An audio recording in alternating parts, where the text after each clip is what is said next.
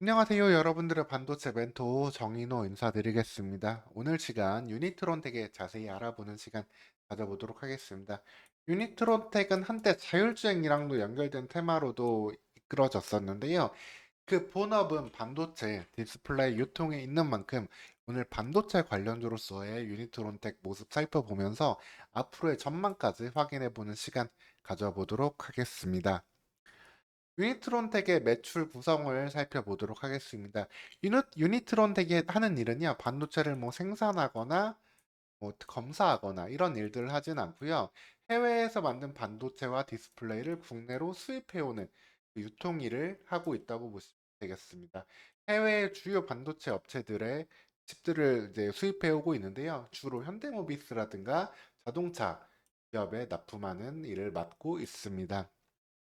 해당 제품들을 보면은 반도체 수입 비중이 60%, 그 다음에 디스플레이에서 40% 정도 매출 비중을 보여주고 있고요. 뒤에 자세히 말씀드리겠지만 마이크론에선 D램, 마이크로칩에서 MCU, 유블럭스에서 GNSS, AU오토에서 TFT LCD 패널을 수입하고 있다고 보시면 되겠습니다. 그러면은 이 세계적인 반도체 디스플레이 기업들에 대해서도 자세히 한번 살펴보고 가도록 하겠습니다. 마이크론에서는 이제 D램을 가져오고 있는데요. 미국에 본사가 있는 업체로서 D램, 이제 삼성전자, 하이닉스의 경쟁사죠. 여기서 메모리를 가져오고요. 그 다음에 마이크로칩에서는 MCU 칩을 가져오는데 이 MCU라는 것은 소소형 컴퓨터라고 보시면 되겠습니다. 소소형 컴퓨터고 주로 자동차 쪽에서도 다양한 곳에 사용되면서 수백 개의 칩이 사용되는 자동차 쪽 MCU 칩이 되겠습니다. 자동차 회사를 고객사로 두고 있다고 말씀드렸잖아요. 마이크로칩에서 만든 걸 가져온다고 보시면 되겠습니다. 그 외 일본의 후지츠라든가 다른 기업들에서도 가져오고 있는 칩들이 있고요. 그 다음에 디스플레이 같은 경우에는 대만의 AU 옵토틱스에서 만든 걸 가져와서 그 패널들을 활용하고 있다고 보시면 되겠습니다. 그래서 유니트론텍 같은 경우는 반도체 시장 사이클과 더불어 가지고 외형 성장은 꾸준히 일어났어요. 물론 회사가 하는 일이 유통이다 보니까 영업이익률 자체는 상당히 낮게 나오고 있습니다. 뭐 2%, 3%뭐 크지 않지만 외형적인 성장을 통해서 꾸준한 외출액의 증가를 통해 가지고 그 성장을 이끌어내고 있고 2021년 3,920억에 달했던 매출은 2022년에 5천억대를 돌파했고요.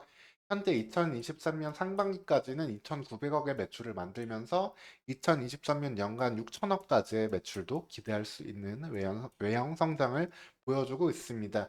그에 따라서 영업이익률이 높지는 않지만 영업이익도 안정적으로 증가하고 있는 부분도 있고요.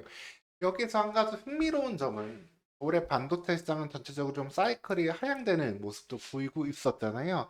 근데 그 부분에서도 어떻게 외형 성장을 할 수 있다고 왜 할 수 있었느냐? 반도체 중에서도 차량용 반도체 쪽에 주력이기 때문에 그렇습니다. 메모리, MCU 칩, LCD 디스플레이 패널들을 현대모비스 같은 주요 고객사들한테 납품을 하면서 상대적으로 안정적인 다른 반도체 기업들과는 다른 안정적인 실적을 만들어낼 수 있었습니다. 이러한 현대차와 현대모비스와의 관계 이런 부분들 때문에도 자율주행 연관주로도 이제 알려진 부분도 있고요.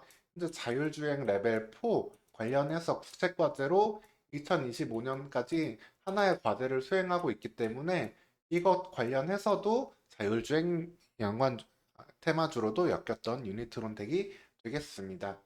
이 부분이 얼마만큼의 이제 숫자를 줄지는 모르겠지만 그 이슈 때문에 주가가 오르고 떨어진다면은 어느 선 이상으로 떨어졌을 때는 본업이 탄탄하게 가고 있기 때문에 그 아래에서는 저점을 한번 잡아볼 수 있는 부분을 갖고 있다라고 보시면 되겠습니다.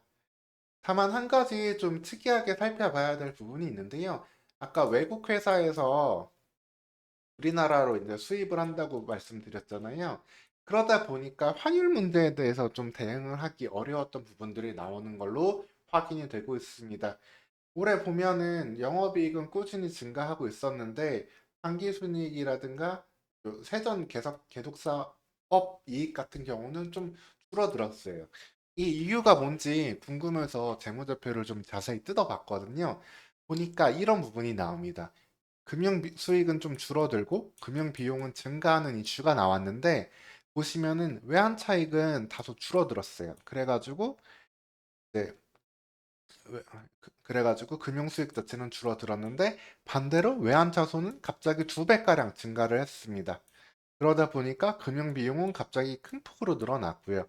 즉 외환 차익은 줄고 외환 차손이 늘어나기 때문에 따라서 금융 비용이 큰 폭으로 이 당기 순이익에 좀 영향을 주는 부분, 세전 계속 사업 이익에 영향을 주는 부분이 나타나게 되었습니다. 이 부분은 이제 환율이 이제 올라감에 따라서 이 외환차손을 처리하는 데 좀 일이 들었던 것으로 볼 수 있고요.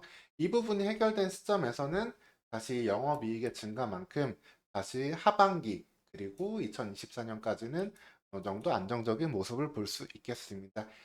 그렇기 때문에 결론을 말씀드리면 유니트론텍의 주가를 볼 때는 뭐 테마로 연결해서 올라갈 때는 좀 따라가는 걸 주의해야겠지만 어느 선 이하로 내려왔을 때는 기본적인 가치와 성장성이 있다는 점 체크해 두시면 되고요.